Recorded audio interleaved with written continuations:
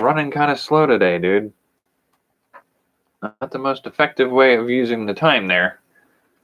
Something about my connection's not working right tonight. It's taking its bloody time. Where are we?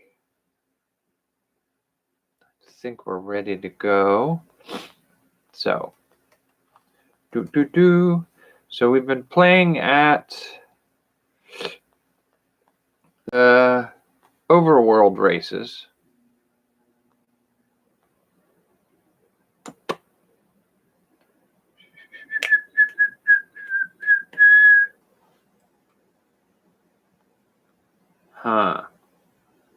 Okay, so I do like using the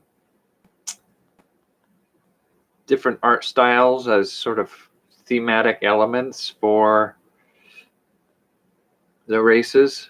I like the idea of the Dwarven Deco or Streamlined Modern, and the Elvish Gothic, and the not sure what to do with the gnomes yet.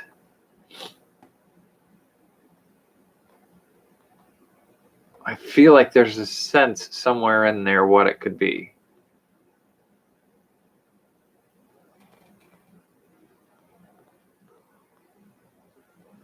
And the humans sort of being a mishmash, or choose from any of them kind of mindset.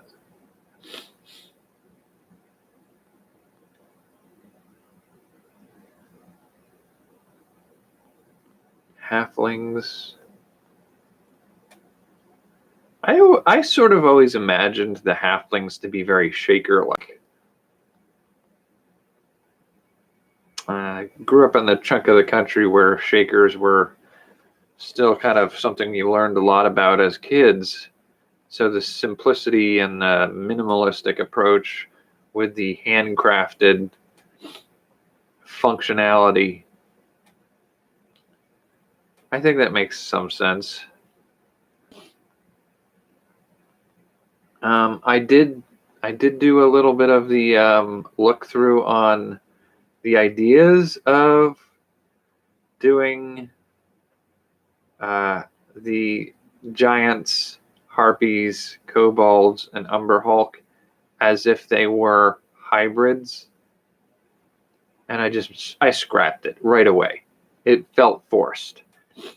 I could reasonably come up with something for the harpies and kind of come up with something for the kobolds for the human hybrid reaction. Umber Hulks made no sense. Giants, if we want them to be descended from Titans, doesn't make any sense to force that one either. And then looking at the other options of like, okay, so what happens if you breed the bird people with elves instead of humans? Well, you could get Kenku that way.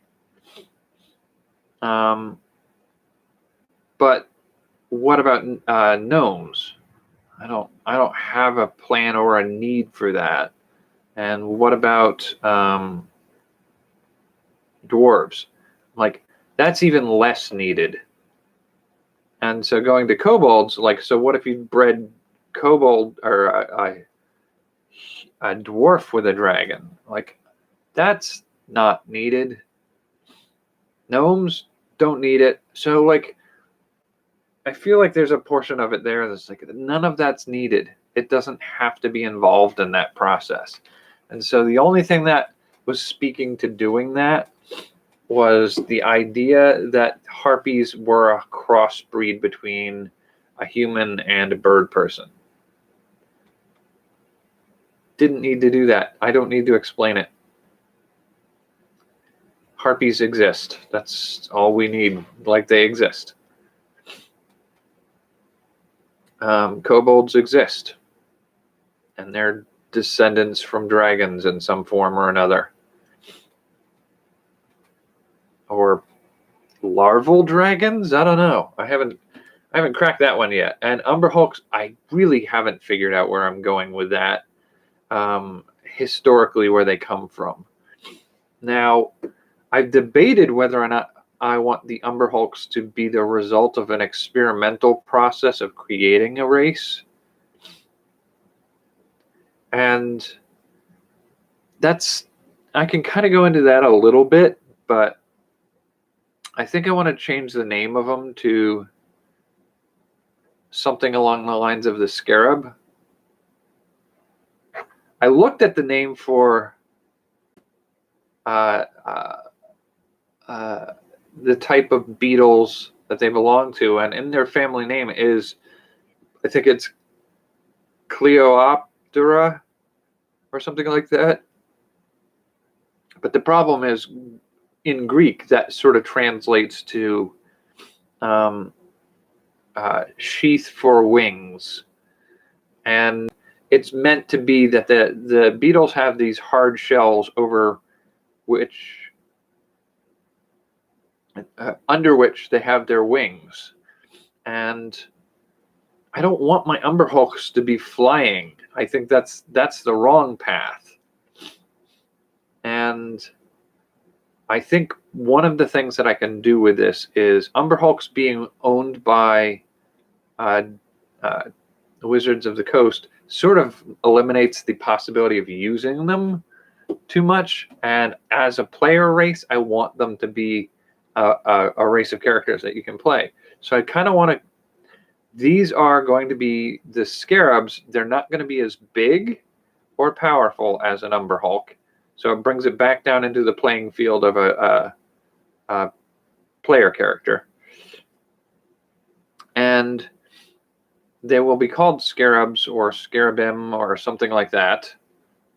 And they are theoretically the creation of one of the god emperors of the Divine Realm, using the foundations of another creature and a humanoid creature. So they're a creation of the god emperors. So it'll be implied that the Umber Hulks were the race that they manipulated to get the Scarabim. And so I think that kind of clears that one up.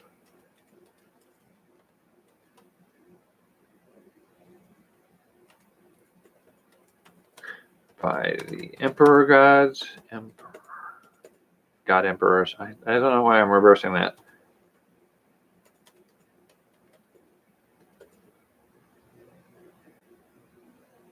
And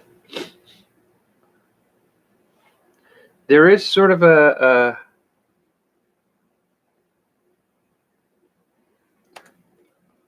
there's a type of dragon kind created in, I think, Dragonlance setting that starts with a human being that's manipulated and twisted to become dragon spawn. And the way they sort of do that is through twisting the human being with a connection to the greater being that they were. Doing something similar for the Scarab characters might be the way to go.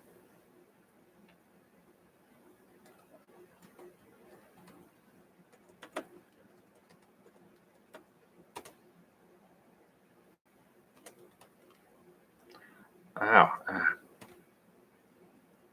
My fingers are not doing the keyboard very well today.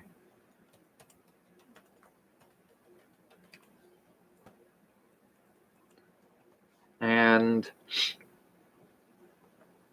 so the what do we call that? What was the we call them Scarabim, but I'll have to think about that a little bit more and do a little research. That sounds like an existing name. Reminds me of something at the least. And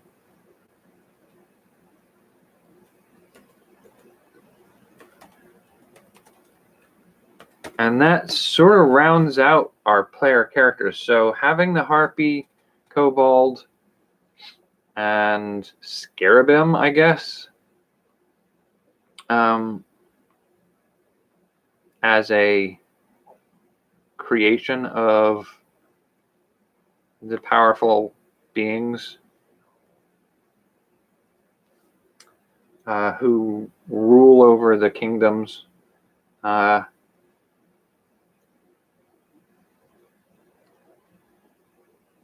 The alternate forms that the races try to achieve their immortality through,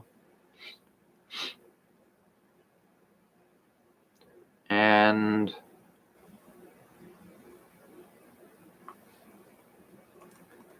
I originally our group of races are going to be predominantly the dwarf, elf, gnome, and human, and their half-breed cousins. The natives are playable characters, but they sort of are.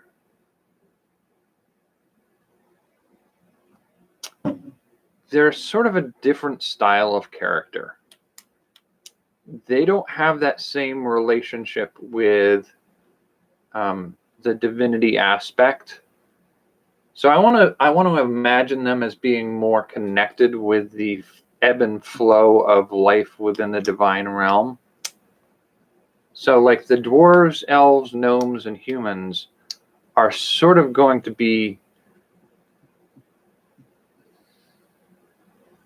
I guess the way to put that is they're sort of like the descendants of the first mothers. And I'll have to revamp some of this going back, but the way I sort of imagined this was the whole setting starts out as the nothingness before the existence of the universe, into which a tear is formed, and the first chaos beings, I'm thinking of them like Cthulhu and other just like randomly weird, monstrous, powerful entities emerged from a different time space coordinate, that they emerged into this nothingness as a response to a thing that hasn't happened yet. And in their emerging from that, they're tearing asunder of the peaceful, balanced nothingness. Their chaos caused the formation of the first mothers, who opposed their chaotic, destructive ways. And so the first mothers are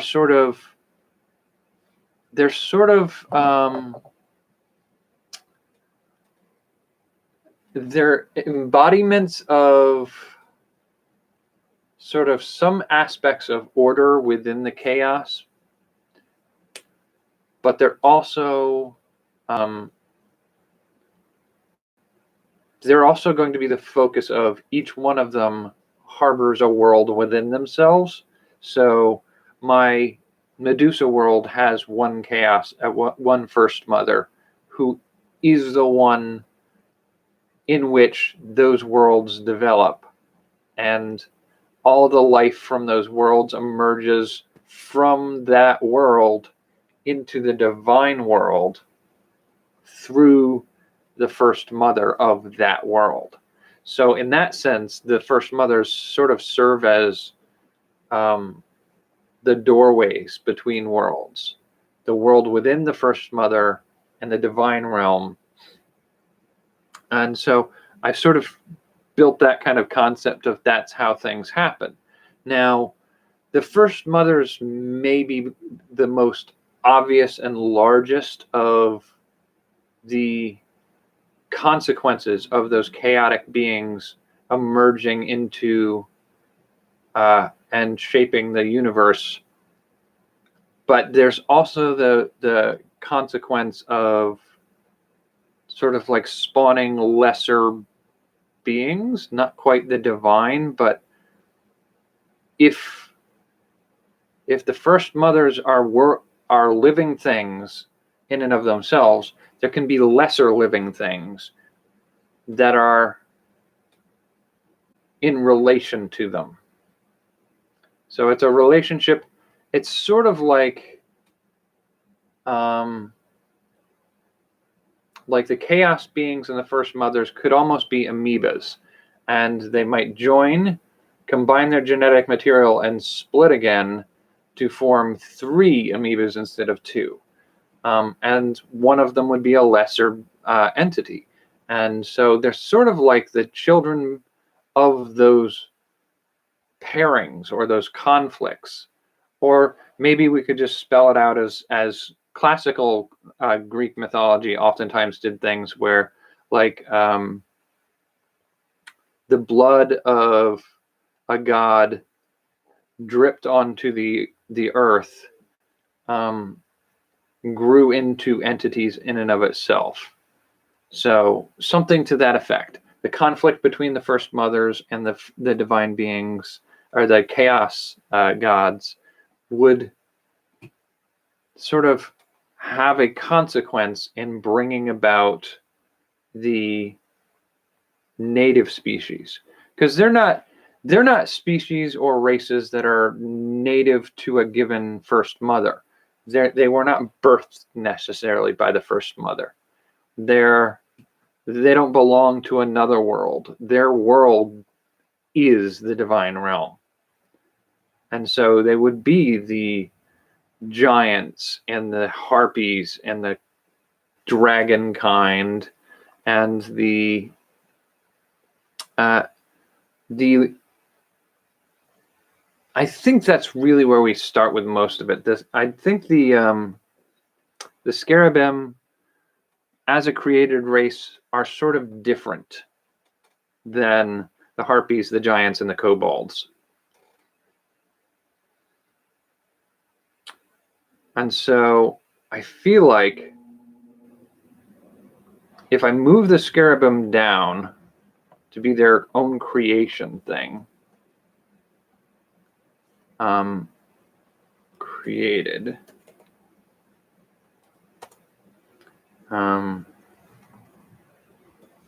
then that opens up a chunk where the native species have giants, harpies, and kobolds.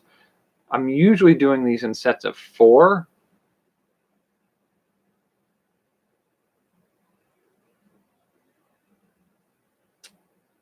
And I think where I want to try to figure out where I'm going with that, I think what I'm going to do here is up top I have half-breeds, or the main races, the half-breeds, the bestials, which are the main races interacting with some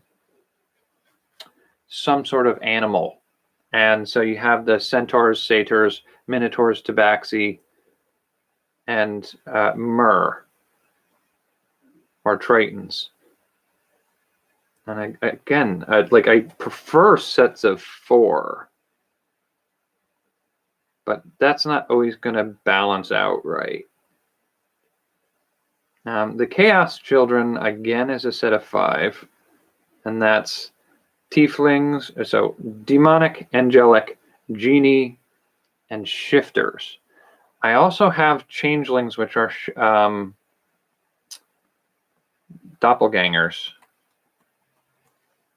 But I think we could probably pull that out and put that down in with the other natives.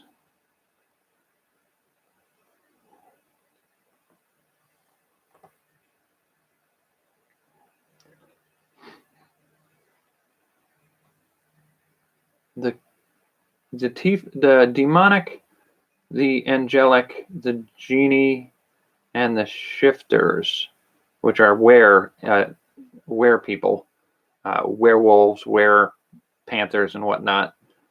Those,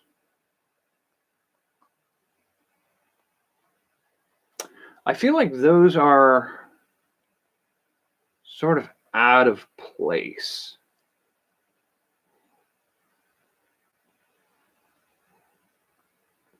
Those are a little bit more of something that occurs in subworlds, but not the divine realm as much. Because in the divine realm, you're either a god or an angel, demon, whatever. You're not really like a half-breed of a human in those things. I'll move that out of the way.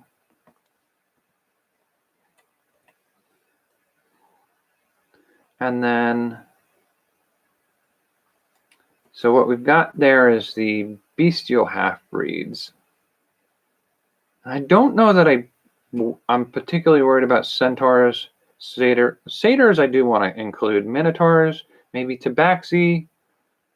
I feel like the tabaxi are just a cat people, so I guess that counts. I was going to lump them in with something else, but like the mer people, I guess they are also a bestial form.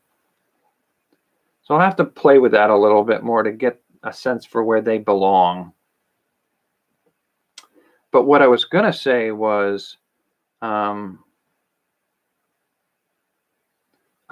option to do for one of the native species is go back in the direction of the forgotten others. So the goblins, bugbears, hobgoblins, orcs, ogres, and trolls.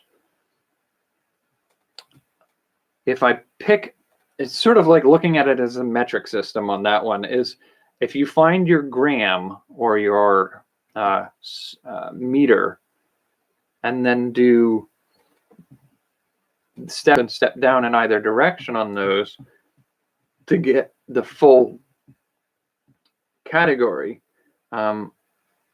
I think one of them should be a native species. And the others should be hybrid forms of that creature with other forms. So like the goblin is usually considered a smaller creature, and that goblin might be the base creature interbreeding or connecting with gnomes. And the ogre might be that creature breeding with, say, a furbolg or a giant of some kind.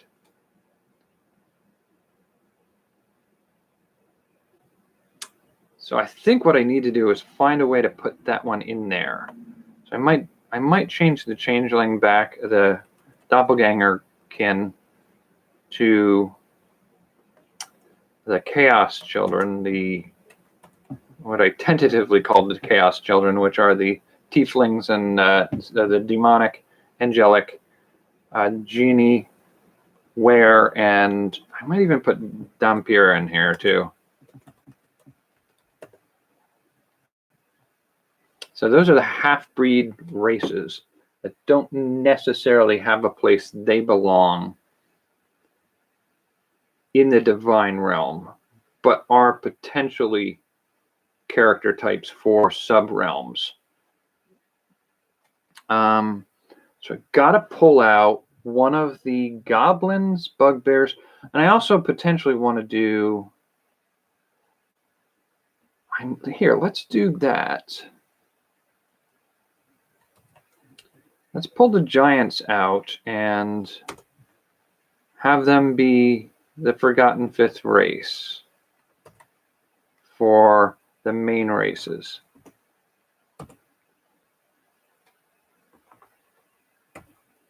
And that puts 5 races for main races.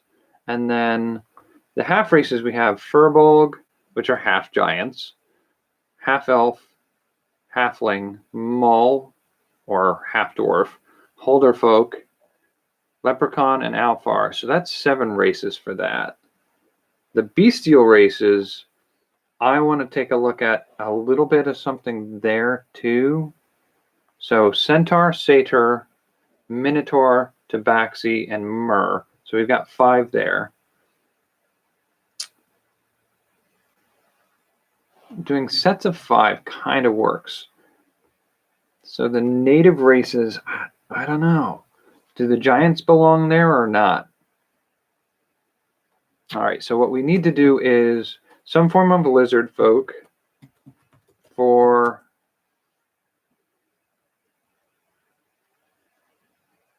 well, I think we already have that in the kobold for the native races. If the kobold is the base race for lizard folk, then, and the harpy are the base race. No, harpies are just their own thing, I guess.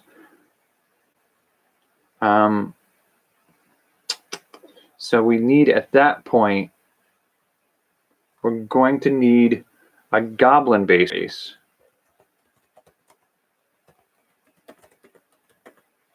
from which to have the half-breeds be bugbears, hobgoblins, orcs, ogres, and trolls. And I may have to do some reimagining of some of these, because as it stands, orcs are not really considered to be goblin kind in D&D setting. So that's really sort of pushing the edge there. But ogres, trolls, hobgoblins, bugbears, and goblins do share some similar roots. So I may have to reverse engineer this. I may hold out my 5 to 7 set for the half-breeds and then reverse engineer what their commonality is. And I may do the same thing sort of for lizard kind, with the sense that you're aiming for the kobold to be the base form. I think in that case, one of the things I've been debating here for a while is where dragons fit into this whole scheme. And I feel like if I put dragons as the pinnacle of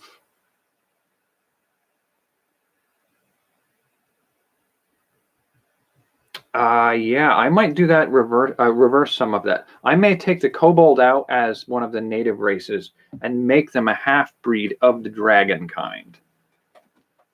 So I may put dragon kind as one of the natives. So control copy, then pull kobolds, which are mini dragon people, and drop them in there. And therefore, the lizard folk, the gith, the yonti, the turtles even may be half-breeds from dragon kind. Although some of them have a more bestial format. So some of those may be the bestial half-breeds. I'll have to think about that one too. And I might have to do something similar for the goblinoids. So I will set those up as so we've got the main race and the half-breed humans with the bestial half-breeds. And then we're going to have the native species, their half-breeds. Oh, that could be very interesting. And then they're bestial half-breeds. And then the goblinoids, they're half-breeds and they're bestial half-breeds. So dragons, goblins, and humanoid. That's going to be interesting. That really, really builds out a fleshed out sort of ecosystem for population growth. All right, so that's that, and that can inform certain things in my world build.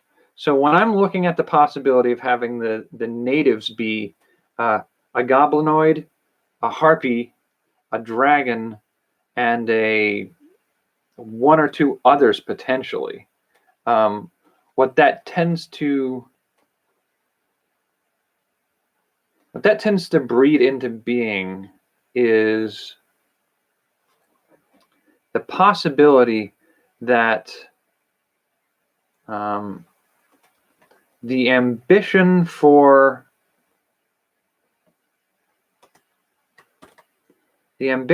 each of these, like I did the thing where the gnomes become anthropomorphic beings, the dwarves force themselves to become more and more stone in order to survive and live longer and longer.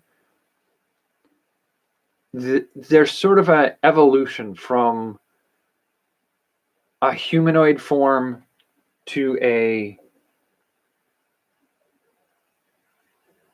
unusual ultimate form. So golems for dwarves and some animalistic rebuilding of itself for the gnomes.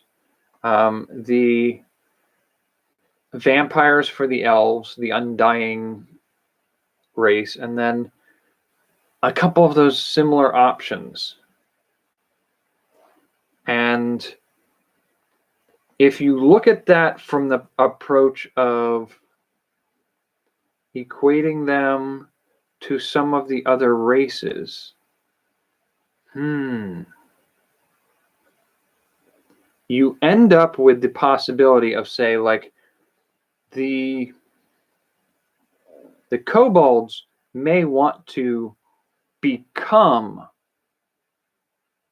their creator race, whereas like humans start as a thing, try to become a thing that's more than their human form by evolving themselves.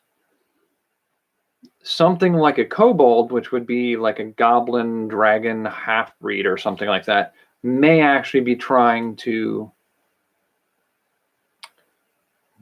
devolve themselves back to their basic dragon form, trying to reclaim a lost history rather than evolve further. Have to play with that a little bit more. I can't believe I've already rambled about this much here. I was going to do some discussion of some of my other settings. So I think we mostly already covered what we were doing with the superhero setting. I've got the enchanted items, the mutants, the Inhumans. Got to rename the mutants and Inhumans. Changelings is what I'm going to call the ones who are basically another race, and they're the only one of their kind left on the world. So they're Superman, the last son of Krypton, only in a demi-human form in a fantasy setting. And then inflicted. Oh, I did want to say what I ended up doing here was the demi-human changelings. I only have 3 of them, whereas before everything was measured in each of the categories has 4 of its kind in the D20 roll.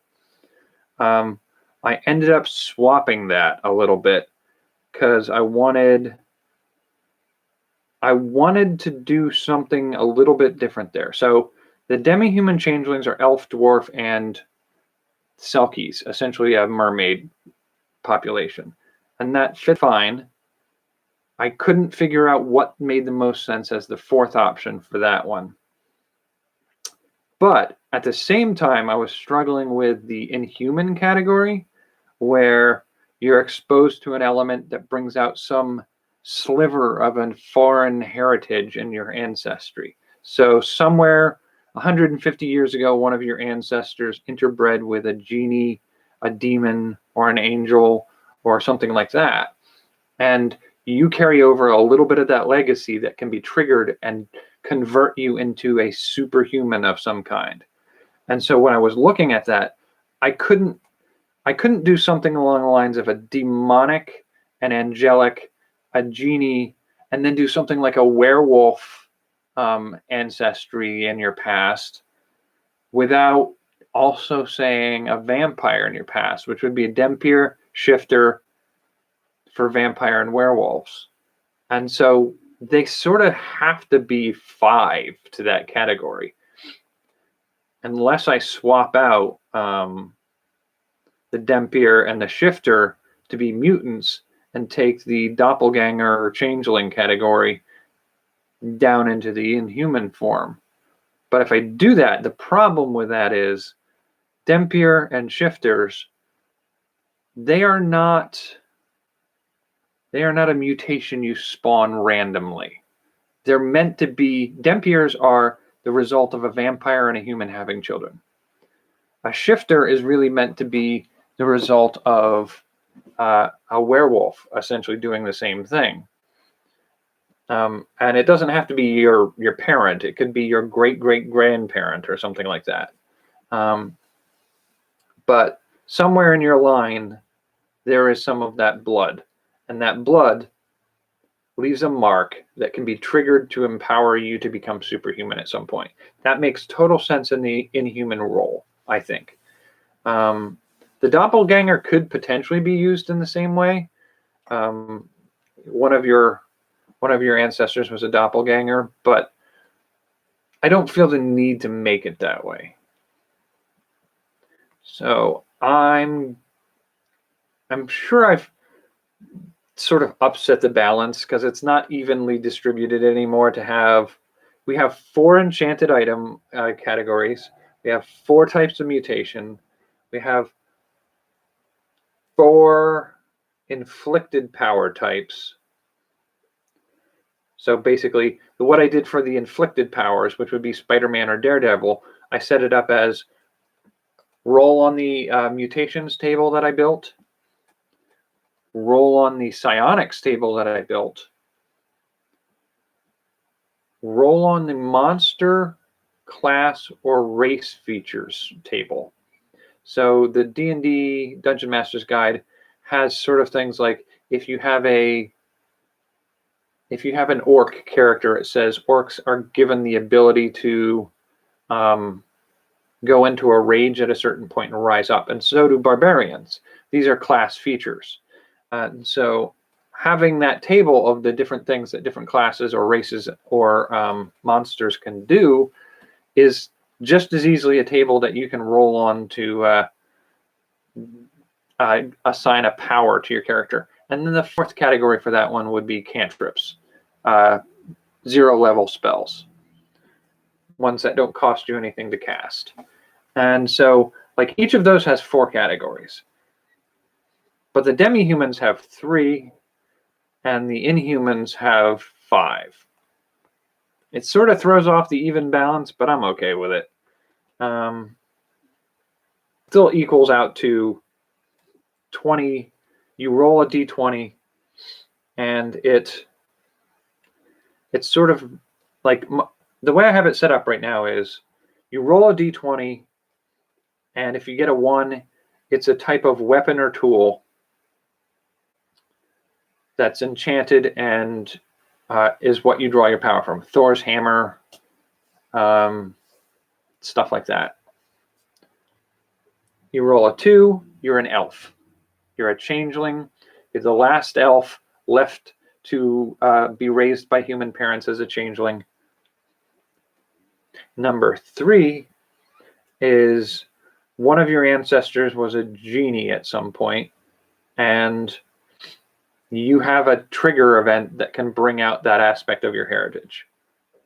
Number 4 would be a mutant table roll. So you turn into a slightly monstrous being, and maybe you're what you roll on that monster table will dictate which monster you kind of become. And then 5 would be you are a harpy, which is another mutant. The mutation table roll on 4 is actually not horrible mutation.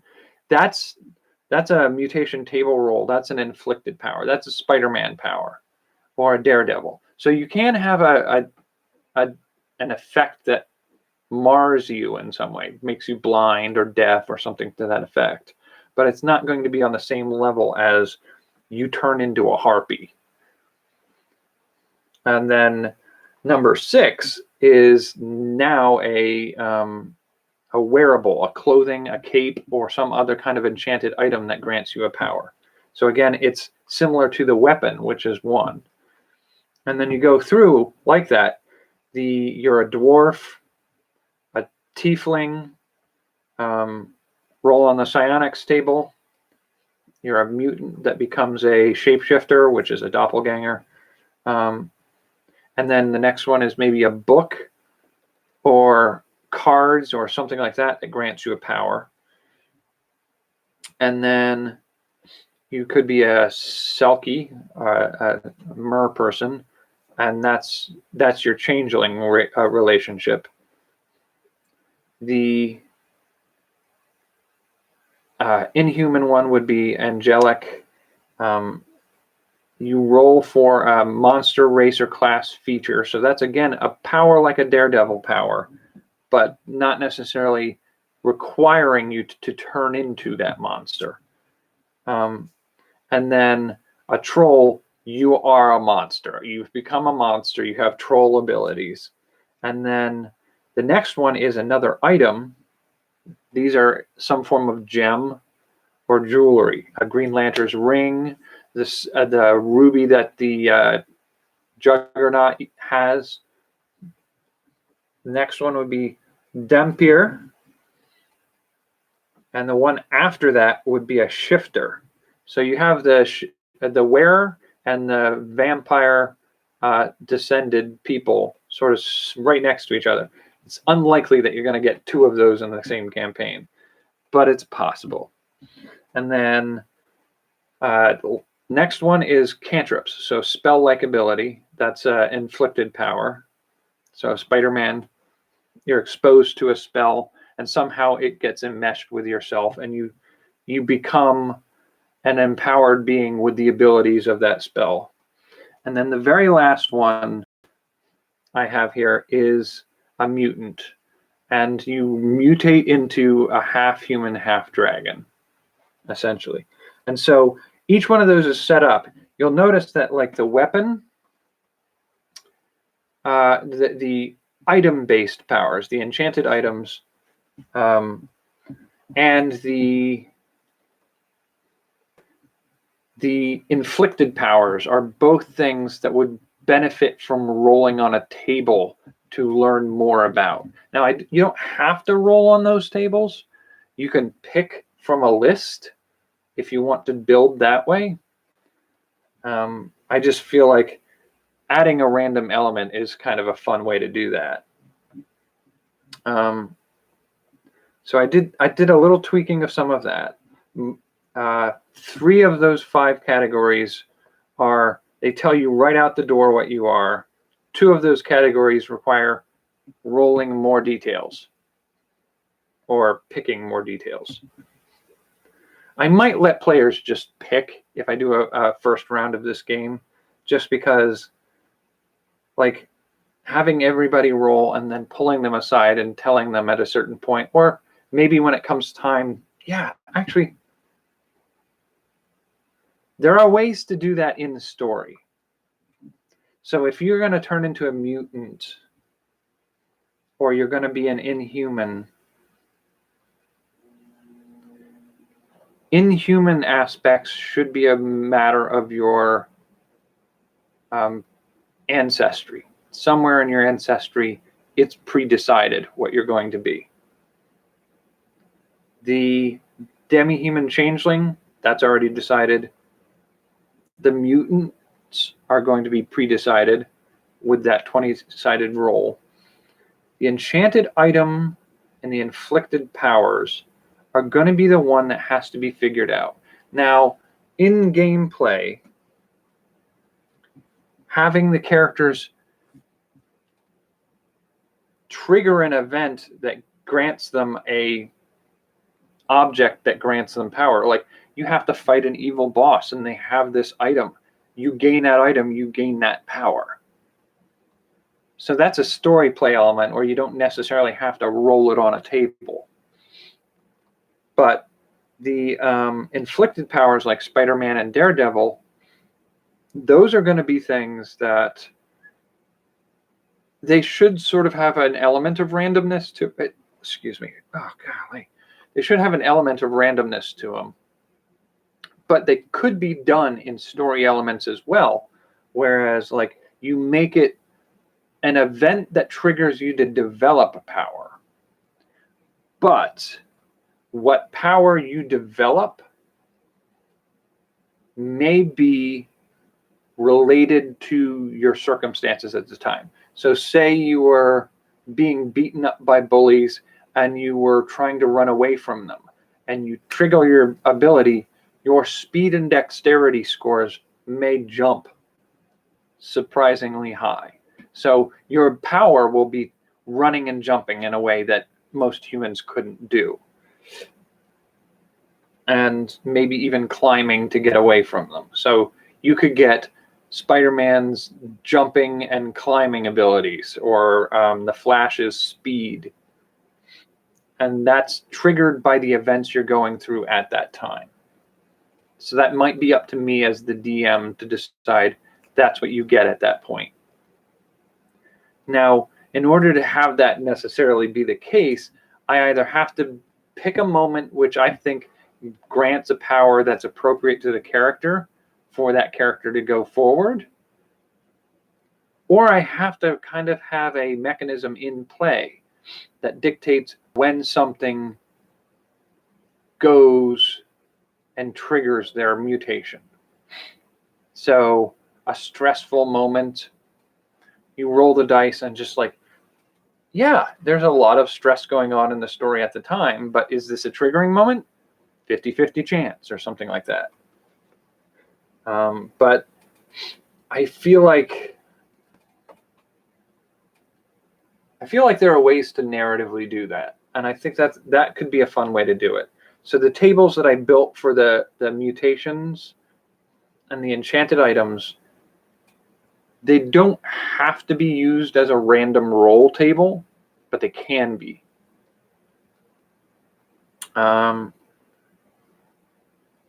And then the Medusa setting, and I still have to rename a lot of these. I think I've made a sloppy job of naming the set. Like the overall campaign is called Vestiges, because that's what you are. You're a vestige of a divine being, and that's sort of your role in the story. But the overarching name for each of the individual settings, I need to maybe flesh out a little bit. So the Medusas, I settled on the 4 races, like the little folk, which is technically, I'm using that as the equivalent of halflings, gnomes, and dwarves, which is sort of like the opposite of what I talked about last night. Whereas in my divine setting, I want them to be decidedly distinct from one another. I want the gnomes to be 6 inches tall to a foot tall, maybe even a foot and a half at some point. I want the halflings to be 3 feet tall, and I want the dwarves to be a little bit taller than that, but also distinct from the halflings in a certain way.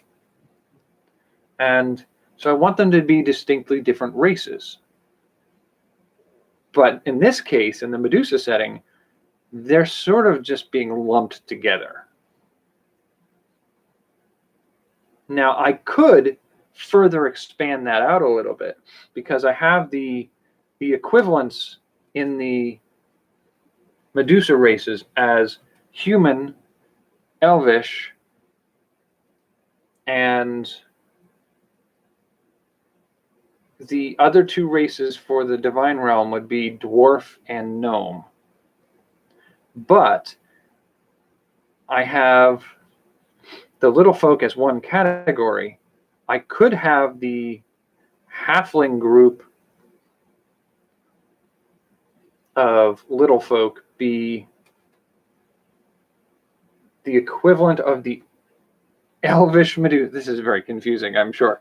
The Medusa race for the elvish Medusas are going to be the ones that have the charm illusion ability rather than the petrification gaze. The humans are going to be the ones that have the petrification gaze. So if you took a little folk Medusa, which has the hex charm gaze, and interbred it with a elfish Medusa, you may get your halfling Medusa. And what would that be? Would they have a distinctive ability, or would they lose all ability as half-breeds? And then the dwarvish Medusa.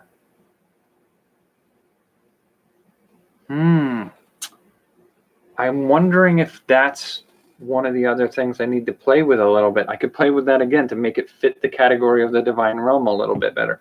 I may play with that a bit. All right, so I'll have to think about that one a little bit more.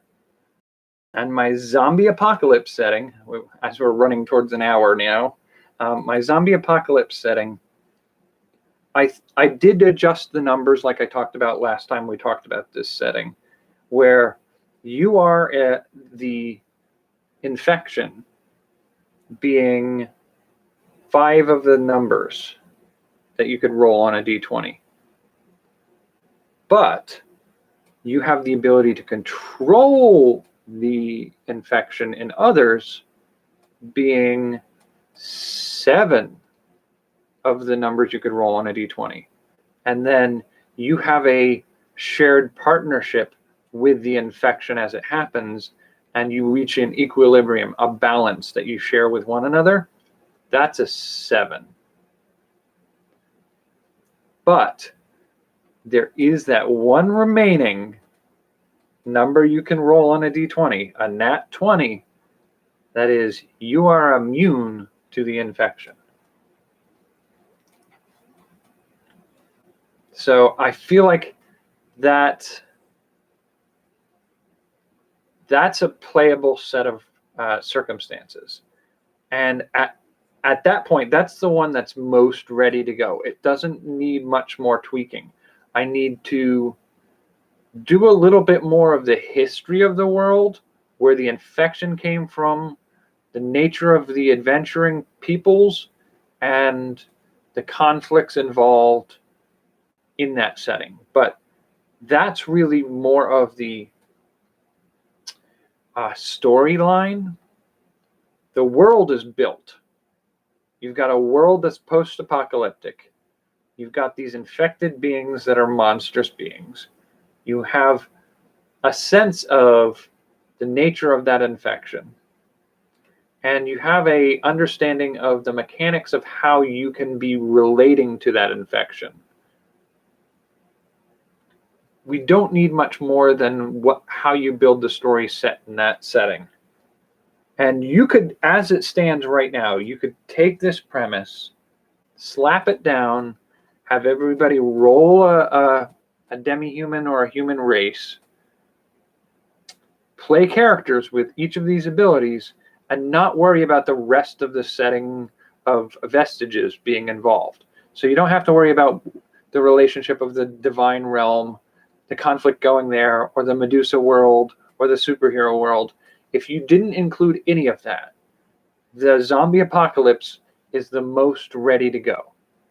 You could be a smuggler.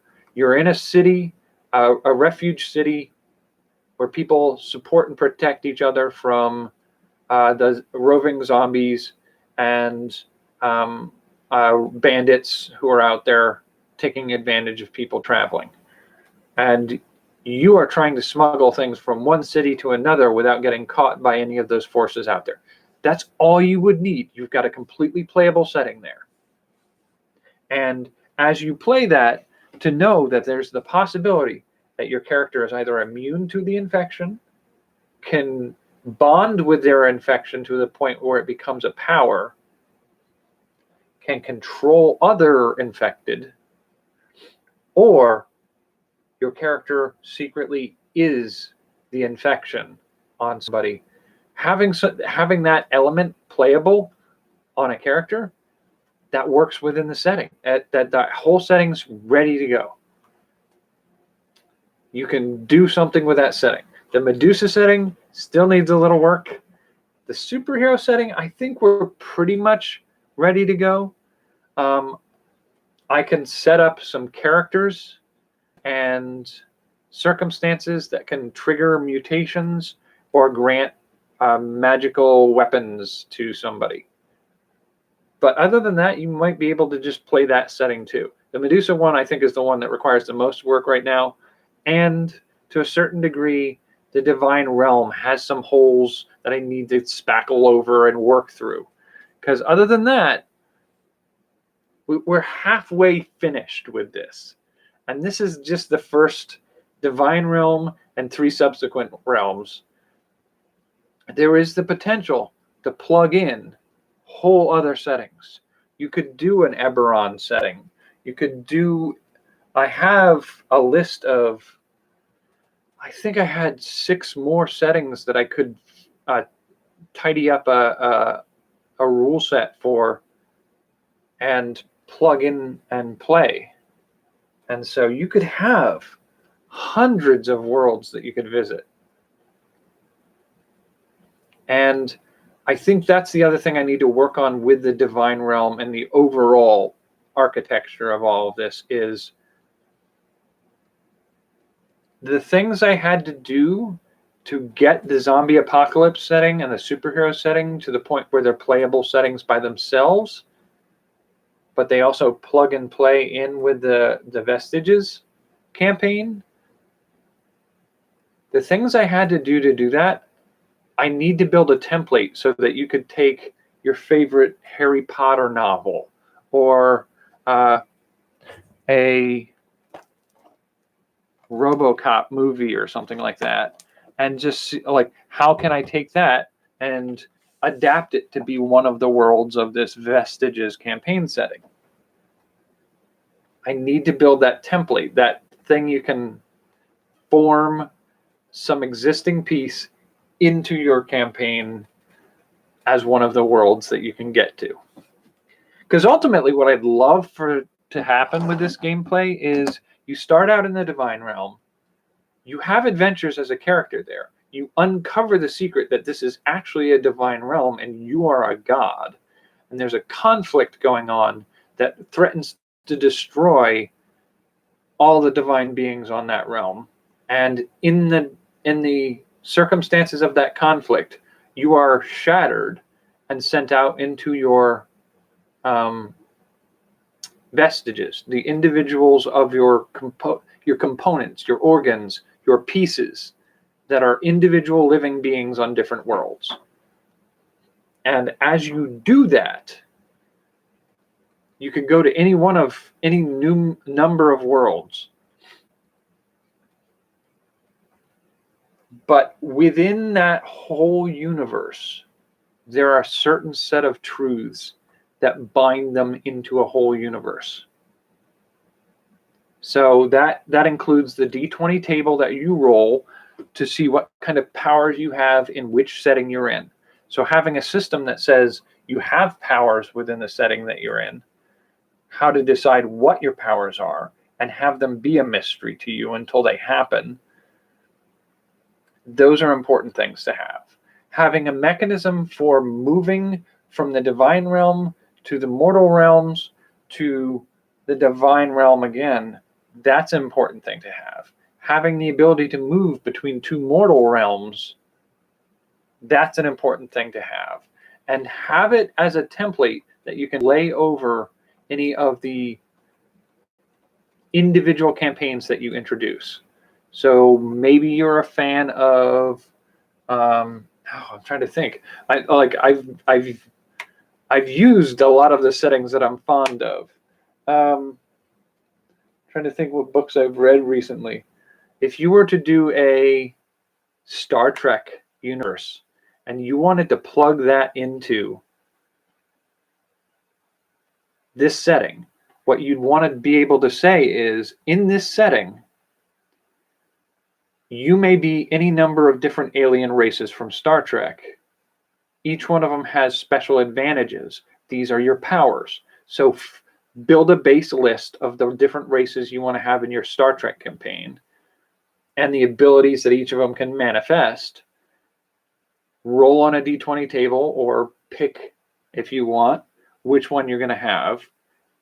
And when you're in that Star Trek campaign, do you uncover, say, the wormhole on Deep Space Nine and the prophets that live within the wormhole of Deep Space Nine are the divine beings in the divine realm. That is your portal to go into the divine realm. Right there, we figured out how you get to and from the divine realm and your relationship to the beings in that divine realm. We've figured out where your powers and how they manifest as you play. You can build your setting to be playable within the rules of 5th edition D&D.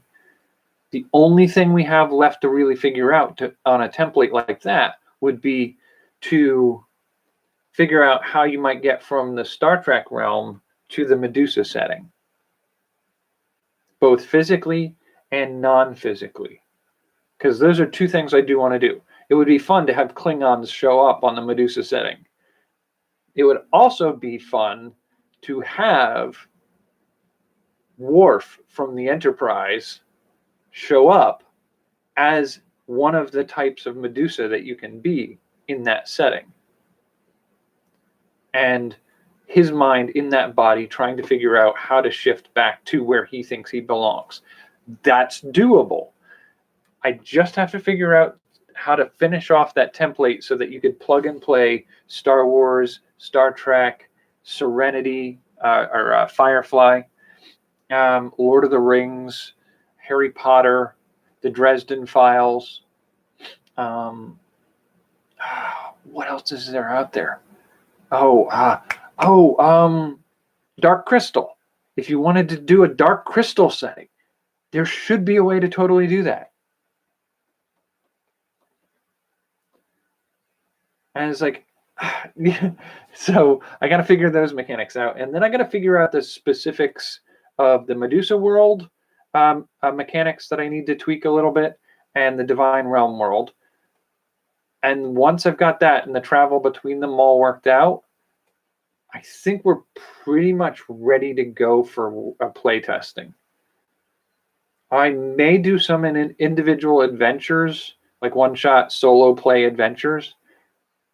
But I may also see if I can find some other people who would play a game for me and don't mind being on camera. If they don't do on camera, I could do audio recording and play that over with illustrations or models or something like that to play it out.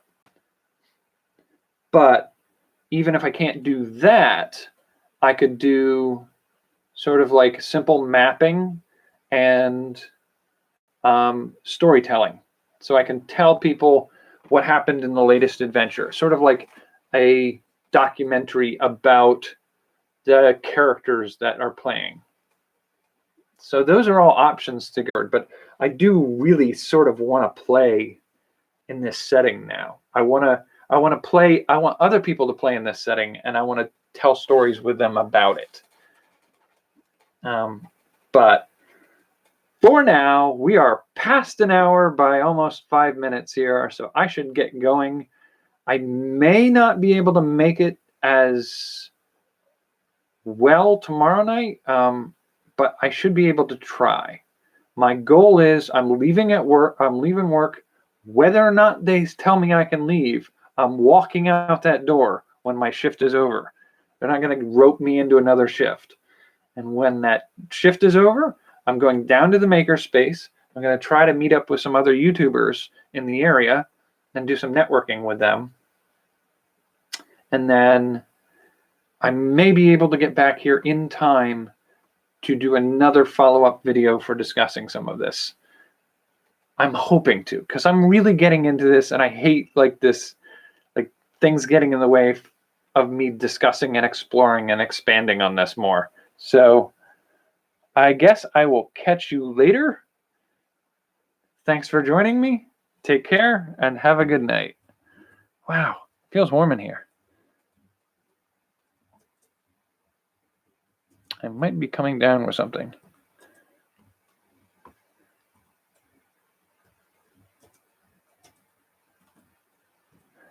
I hope not. That would be terrible. I don't want to deal with that. And I will catch you later.